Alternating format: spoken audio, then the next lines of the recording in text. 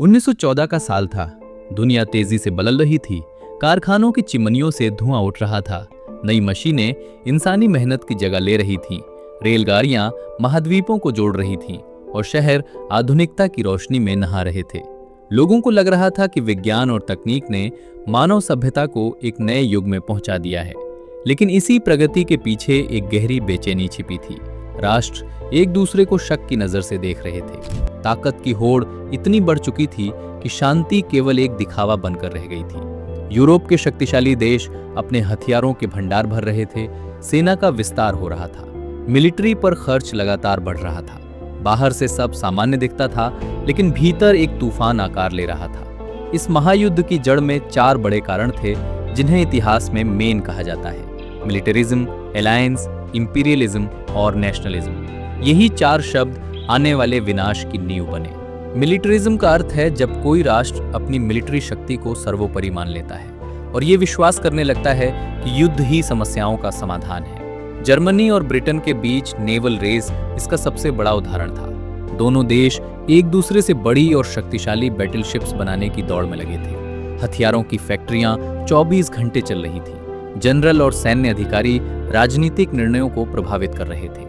नेताओं को विश्वास था कि अगर युद्ध होगा तो वही राष्ट्र विजयी होगा जिसकी सेना सबसे आधुनिक और प्रशिक्षित होगी। ये सोच धीरे धीरे पूरे यूरोप में फैल चुकी थी।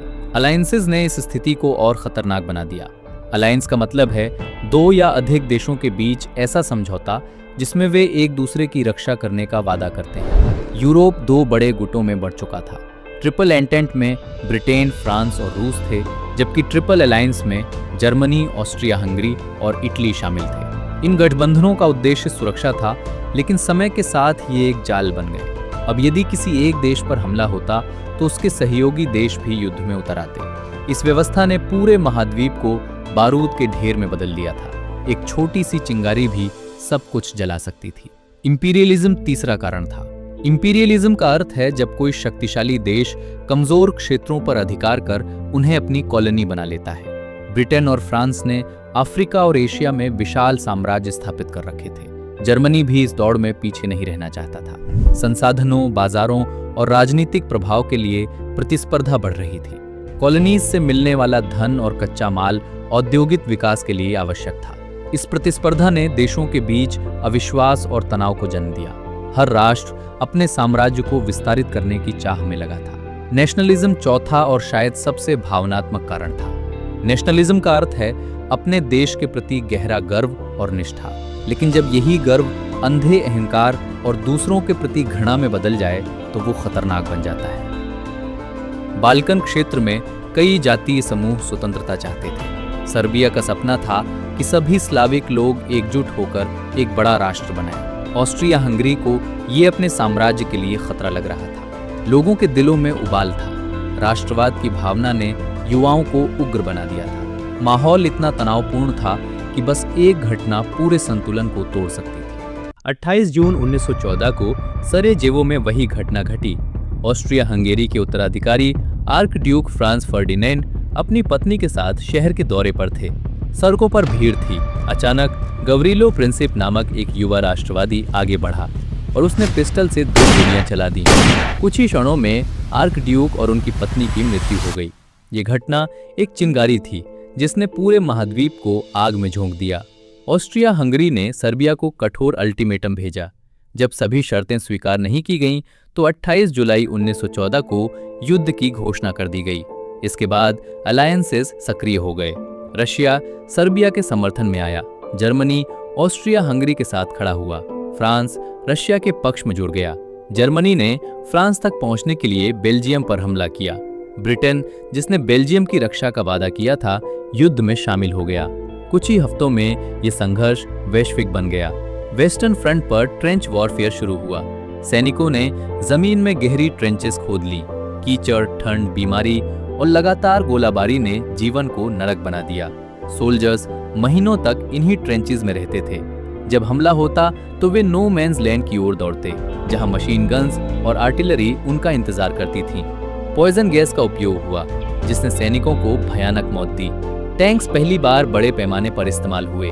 आसमान में एयरप्लेन्स दिखाई देने लगे। समुद्र में सबमरीन्स ने व्यापारिक जहाजों को डुबो दिया। ये आधुनिक युद्ध का नया चेहरा था, जिसमें तकनीक ने विनाश को और भी व्यापक बना दिया। ईस्टर्न फ्रंट पर रशिया की स्थिति कमजोर होती गई। हार और आर्थिक संकट ने जनता को निराश कर दिया। 1917 में रेवोल्यूशन हुआ। व्लादिमीर लेनिन के नेतृत्व में नई सरकार बनी और रशिया ने युद्ध से खुद को अलग कर लिया। जर्मनी को कुछ समय के लिए राहत मिली, लेकिन उसी वर्ष एक नई शक्ति युद्ध में उतर आई। यूनाइटेड स्टेट्स, जो अब तक न्यूट्रल था, जर्मनी की सबमरीन पॉलिसी और जिमरमैन टेलीग्राम के कारण युद्ध में शामिल हो गया। अमेरिकन सैनिकों और संसाधनों ने एलाइज को नई ऊर्जा दी। 1918 में जर्मनी ने अंतिम ऑफेंसिव शुरू किया, लेकिन थकी हुई सेना और कमजोर अर्थव्यवस्था लंबे समय तक नहीं टिक सकी। एलाइड फोर्सेस ने जोरदार जवाब दिया। जर्मनी के भीतर विद्रोह फैल गया। काइजर विल्हेम टी ने गद्दी छोड़ दी। 11 नवंबर 1918 को आर्मिस्टिस पर हस्ताक्षर हुए और वर्ल्ड वॉर 1 समाप्त हो गया। लेकिन ये अंत केवल युद्ध का था, पीड़ा का नहीं। 1919 में पेरिस में शांति सम्मेलन हुआ। जर्मनी को दोषी ठहराया गया और उस पर कठोर शर्तें थोपी गईं। भारी आर्थिक दंड, सैन्य प्रतिबंध और क्षेत्रीय नुकसान। ये समझौता ट्रीटी ऑफ वर्साइज जर्मनी के लिए अपमानजनक था। लोगों के मन में आक्रोश पनपने लगा।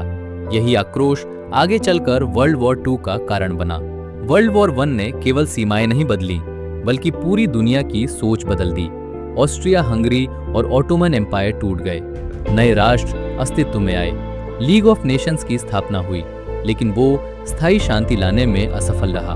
इस युद्ध ने ये साबित कर दिया कि जब मिलिटरिज्म, अलायंसेस, इंपीरियलिज्म और नेशनलिज्म अनियंत्रित हो जाते हैं तो उनका परिणाम विनाश ही होता है। आज भी जब हम इतिहास के पन्नों को पलटते हैं तो 1914 की वे गोलियां हमें चेतावनी देती हैं। शक्ति का अहंकार, लालच और अंधा राष्ट्रवाद यदि संतुलित ना किया जाए तो मानवता फिर उसी अंधेरे में जा सकती है।